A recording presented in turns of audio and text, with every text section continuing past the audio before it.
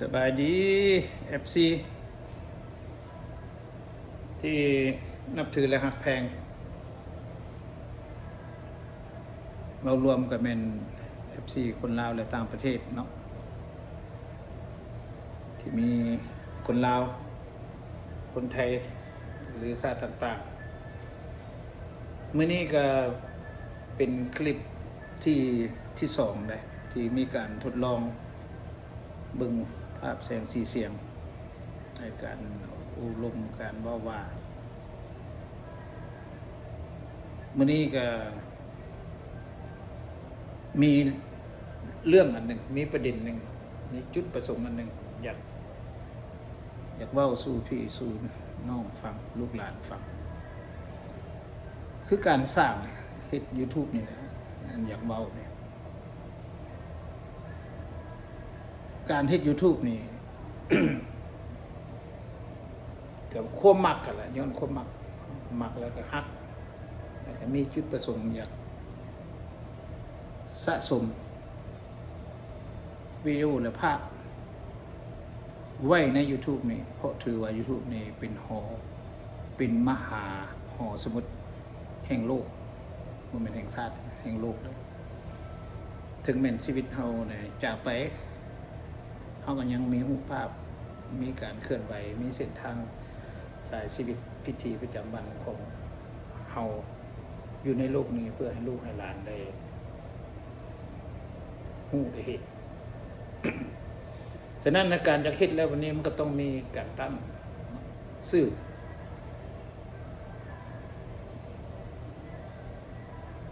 จักสิใส่ชื่อได้ทำบิดกับมี Gmail แล้วตั้งเรียบร้อยแล้วเข้า Google แล้วเนาะแอป F จุดดีแล้วเข้าไปแล้วก็มาตั้งชื่อนี้หั่นก็ใส่รถแล้วเลขนี้ล่ะลุงเดชรถแล้วสิใส่ลุงเดชนี่เฮาก็มาคิดลุงเดชChannel บ่ลุงเดชบ้านนาลุงเดชพาเมาลุงเดชพาไปลุงเดชพาม่วนลุงเดชพาเพลินห่วยมันหลายแท้ฉะนั้นนี่อายุเฮาสำนี้มันเพลินได้บ่ไปได้บ่ขับรถบ่ได้ก็เจ็บแล้วดังนั้นจึงมาเป็นการกะเตรียมทดลองว่าผู้ใดมีแนวใดสร้างสรรค์บ่แม่นต้องติแนะนำมายอมรับการแนะนำของผู้ที่สร้างสำเร็จแล้วก็แนะนำมาคันได้สื่อลุงเดชแล้ววันนี้ก็ต้องมาตื่นใส่ลาวต่างแดนสาเหตุลาวต่างแดนนี่หมายความว่าเฮาอยู่ประเทศลาวแต่ก่อนเกิดอยู่พุ่นไงได้หำได้เฮียนตุกปี1980ออกมาอยู่ต่างประเทศแต่เป็นลาวต่างแดนได้อีกอยู่เมืองไทย อยู่ศูนย์มาข้ามนครนั่นแหละท่านเลยมาเข้าศูนย์มีหมู่มีครูมีพ่อแพงฮู้ครับลางเท่าพ่อแล้วคนแขวงขมวดเฮาแล้วเป็นผู้รับประกันเขาอยู่ในศูนย์อุบลนั่นแหละอันนี้ก็เป็นลาวต่างแดนเลยฉะนั้นการใช้ชีวิตในศูนย์อุบลของเขาบ่ธรรมดาเนาะเส้นนั้นแล้วบาดนี้เขาจะมาคิดว่ามันเป็นเส้นสายทางอันกว้างไกลเด้มันมีหลายอันสิเราสู่ฟังมีหลายเรื่องสิได้ค้นคว้ากันฮู้อ้ายฮู้2น้องฮู้เพิ่มมาแล้วบ่แม่นอ้ายฮู้2น้องฮู้1ได้เพิ่มได้น้องฮู้เพิ่มเพราะว่ายุคนี้ยุค AI เลยเด้ยุคเจริญยุค AI ฉะนั้นบ่แม่นอ้ายฮู้2น้องฮู้1แล้วอ้ายฮู้2น้องฮู้เพิ่มดังนั้นแหละจึงได้ตัดสินใจใส่ลาวต่างแดนฉะนั้นลุงเดชลาวต่างแดนนี่คอนเทนต์หั่นน่ะง่ายๆนั่นแหละพิธีชีวิตประจำวันการใส่ประจำวันเพิ่มนี่หมายความว่าการใส่ชีวิตลาวต่างแดนนี่คือบ่ขัดชีวิตประจำวันนี่เฮากินกาแฟกินข้าวกินน้ำตัดยุกตัดหญ้าร้องเพลงม่วนซื่นหมู่มาหันงานเบิดดอกเบิดเดย์งาน คริสต์มาสงานปาโตปาร์ตี้เขาจัดอยู่เงินเฮาก็เป็นกิจกรรมประจำวันทั้งหมดบวกกับวัฒนธรรมบวกสังคมกีฬาวัฒนธรรมเนี่ยหมายความว่าเริ่มจากปีแล้วทางด้านศาสนาเนี่ยก็เป็นวัฒนธรรมบุญวัดบุญมาพูนมาไฟบุญต่างๆบุญปีใหม่ลาวไปเลยวัฒนธรรมสังคมนี่ก็บ่เว้าแล้วการเลี้ยงดองก็แม่นสังคมวัฒนธรรมก็แม่นผู้ลางคนเพิ่นก็เอาคนต่างประเทศเพิ่นก็เฮ็ดทั้งลาวได้ทั้งชาติอื่นได้ประเพณีชาติอื่นบางคนก็เอาคนลาวเอาคนไทยก็มีเอาเขมรเอาเวียดเอาอเมริกาเอาคนผิวรอบด้านโหแต่ว่าหักมักกันเข้าใจซึ่งกันและกันเพราะว่าชีวิตอยู่ร่วมกันนี่คือความเข้าใจคือความหักแพงเบิ่งแยงกันในตอนที่เจ็บเป็นจึงมาใส่สื่อลุงเดชลาวต่างแดนได้สื่อมาแล้วว่าสิเฮ็ดพิสังเรื่องทุนเฮ็ดแต่ขน้อยเฮ็ดมาเว้าตัดตอนไปเลยจุดประสงค์ก็เว้าเลยเด้ความมักความหักถือว่า YouTube นี่เป็นมหาเด้หอสมุดแห่งโลกเก็บไว้ให้ลูกให้หลาน5 ปี10 ปียังเห็นเฮาล้มหลายตายจากไปแล้วก็ยังเห็นอยู่ฉะนั้นเราจะเฮ็ดฉันเว้ารูปภาพเนาะวิดีโอคันหมู่คู่บ่มาเฮือนก็บ่เห็นแล้วเนาะบ่แม่นตาทิพย์เลยไว้ในอัลบั้มอยู่ในปึ้มหั่นแหละอันนี้เฮามี YouTube นี่ห่วยออกไปปั๊บคือข้าพเจ้าเว้านี่ก็ออกมาได้ผู้มาเข้าก็โอ้ยมาเว้าอย่างนี้ล่ะเนาะผู้มาก็โอ้ดีเด้ไอ้เด็กไอ้ก็สนใจอยู่ว่าเป็นหยังมาใส่ลุงเดชลาวต่างแดนเฮ็ดคอนเทนต์จักมันยังเป็นหยังมั่วไปเลยบาดนี้ได้เว้าให้ฟังแล้วเด้วิถีชีวิตลุงเดชลาวต่างแดนครอบครัวนี่เห็นอะไรก็แม่นเฮาเฮ็ดนะส่วนดังนั้นแล้วเนี่ยจึงเว้าว่าเรื่องการตั้ง YouTube ในจุดประสงค์แบบสั้นเฮ็ดหลายอันหลายอย่างนั่นแหละก็เรื่องอื่นแท้นี่บางอันก็เอามาสลับอยู่คือโดยเฉพาะคลิปทมิตนะเว้าเรื่องทั้งรัฐบาลอเมริกาท่านทรัมป์เป็นอยู่แล้วสมคนลาวกลับแต่ว่าจริงๆแล้วก็บ่เป็นการผิดไปสำคัญเว้าแล้วเรื่องนี้ก็บ่แม่นเรื่องมีส่วนเกี่ยวข้องเนื่องจากว่าเฮาก็เป็นคนลาวได้สัญชาติอเมริกาอยู่ผู้ที่ถูกไปก็แม่นเชื้อสายลาวเฮาบางครั้งถึงบ่แม่นพี่แม่น้องเฮาก็แม่นคนเชื้อสายลาวเกิดอยู่ในพื้นแผ่นดินลาวร่วมสุขร่วมทุกข์มานำกันบางคนก็เป็นอพยพบางคนก็มาในนามหลายด้านคือได้เว้าไปในคลิปนี้ของอันนี้ก็ถือว่าสิบ่เป็นการผิดดอกนอกเหนือจากว่าเฮาไปเว้าก้าวก่ายสิทธิ์ของผู้อื่นเว้าชื่อนั่นชื่อนี้เว้าไปอันนั้นแหละมันผิดเด้แตะต้องเด้อันนี้เฮาเว้าเนี่ยเฮาก็เว้าบ่ได้ออกสื่อออกเสียงเป็นจุดประสงค์และก็การตักเตือนโดยความเป็นห่วงใยซื่อๆอันนี้คือจุดประสงค์อันนี้คือการเว้านี่ก็แม่นมีหลายคนก็บ่ฮู้ฮ้อมนำใด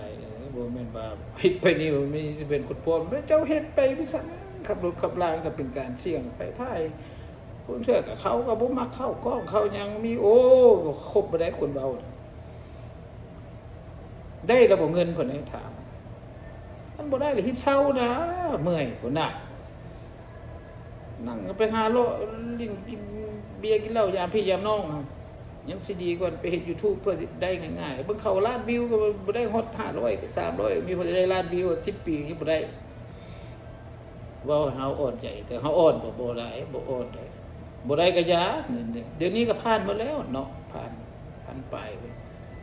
เวลาก็ผ่านแล้วบ่เป็น5,000แล้วเอาเบิกแล้วแต่บ่ทันได้เฮ็ดเอาเงินสาเหตุบ่เฮ็ดเอาเงินหั่นแม่นนึ่งมาแล้วคันเฮาเฮ็ดได้เงินแล้วเฮาต้องเฮ็ดทุกมื้อดังนั้นแล้วนี่เฮามาลองเบิ่งตัวนี้เพื่อว่าสิได้เฮ็ดทุกมื้อบัดบ่ขับรถบ่ได้ฝนตกฝนลิ้นโยนั่งอยู่เฮือนนี่แหละเว้าเรื่องนั้นเรื่องนี้แหละแต่ลูกหลานน่ะเว้าดีให้ฟังเด้อลุงประเทศอเมริกานี่มีจักรัฐหนึ่งรัฐใดใหญ่กว่าหมู่ประวัติศาสตร์เป็นจังได๋แบบสิเฮาก็ฮ้วยเข้าไปกูตีไว้ AI แล้วซอยเฮาน่ะเฮาก็ได้เลยเด้คลิปนึงน่ะเพราะว่ากฎของ YouTube นี่ เพิ่นให้ได้คลิปหนึ่งได้นอกเหนือจากเฮาเจ็บเป็นอุ่นอลีอโลบ่สามารถเฮ็ดได้เขาเจ้าฮู้ได้ดาวเทียมได้อยู่ถึงเฮานี่ Google Map เด้ขณะข้าพเจ้านั่งเว้าอยู่นี่ฮู้หมดเห็นหมดส่วนดังนั้นตัวบ่ได้เด้ตัว YouTube ตัวบ่ได้โอเคบ่แม่นว่าเขาเจ้าเก่งมันระบบละระบบของมันละระบบทันสมัยละเฮาก็ต้องเป็นคนทันสมัยคนทันสมัยก็คือเฮ็ดโอเคเฮ็ดแท้ทำจริงเสื้อมันก็ให้เสื้อแท้ข้าพเจ้าคิดว่ามีมื้อนึงเพิ่นให้ข้าพเจ้าเรื่องเงินแต่ว่าคันเฮาเฮ็ดแล้วนี่ได้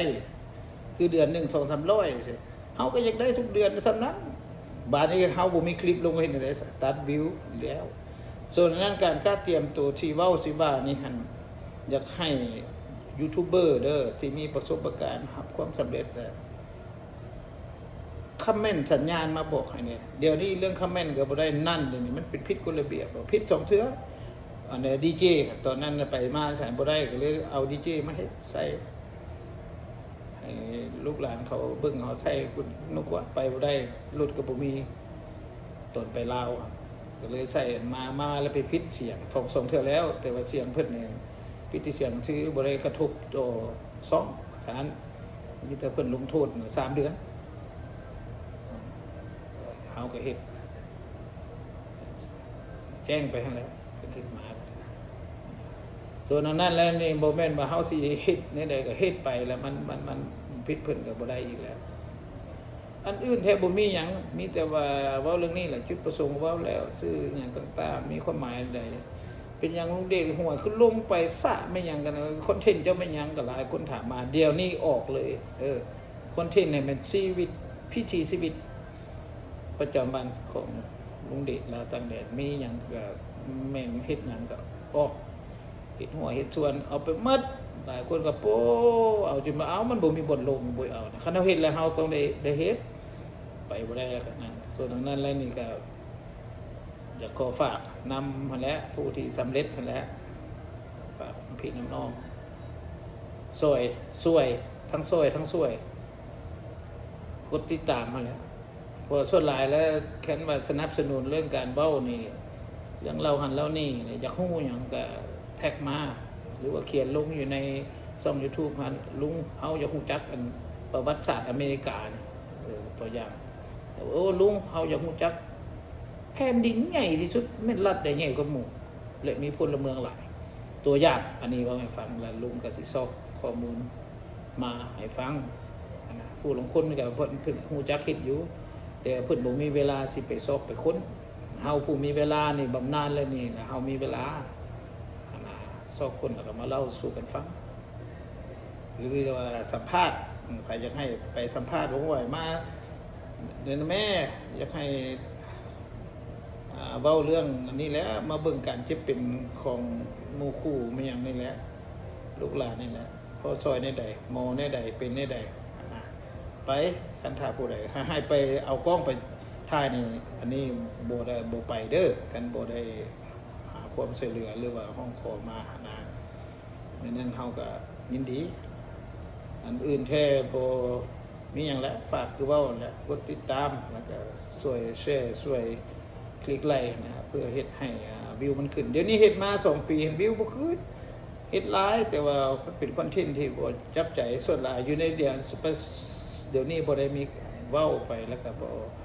บ่ได้ตัดต่อตายไปออกไปเฮ็ดไปทดลองเบิ่งทั้งหมดอาจสิมีส่วนผิดครับเจ้าดิลีสหลายวิดีโออยู่เกือบเป็น 4-50 ตัวโดยเฉพาะแล้วเรื่องตัวสัตว์ตะกี้เพิ่นให้1นาทีเด้เดี๋ยวนี้เพิ่นให้3นาทีแล้วอยู่1นาทีมันก็บ่ยังมีความหมายแล้วมันฮอด2ปีแล้วก็มาเฮ็ดไหมเดี๋ยวนี้เฮาเฮ็ดส่วนนี้ก็เฮ็ด3นาทีตามกฎระเบียบของ YouTube เพิ่นนั่นนะอันอื่นถ้าบ่มีหยังขอนับถือและฮักแพงช่วยติดตามคือเว้าอีกเทื่อนึงเพื่อเฮ็ดให้ช่องลุงเดชนี่ก้าวไกลขวงไปหน้าเฮ็ดให้มีได้คนมาติดตามเนาะแล้วก็มีหยังก็คอมเมนต์ ยินดีหับคำติชมทั้งหมดเด้อของทั้งหมดเลยแหละทั้ง FC ทั้งอย่างใครตกติมากับเบ้าแต่ว่าใส่ซ้ำสุภาพมาแล้วกันสิเบ้ามาก็เอาสุนัขซะจะสูเบ้าเด้อนั่นเอาศัพท์บาลีมาใส่กันอันนี้ยอมรับมีความจำเป็นถึงขั้นนั้นก็เอามาได้บ่เป็นอย่างยินดีครับได้แต่พยายามมาใช้ภาษาบาลีหลายก่อนมันจะเป็นศัพท์ที่จบงามดีดังนั้นนะบ่มีอย่างตื่นอีกขอจบคลิปลุงเดชลาวต่างแดนไว้เพียงเท่านี้เนาะขอให้ทุกท่านจงโชคดีมีทรัพย์สุขภาพแข็งแรงร่ำรวยโอเคบาย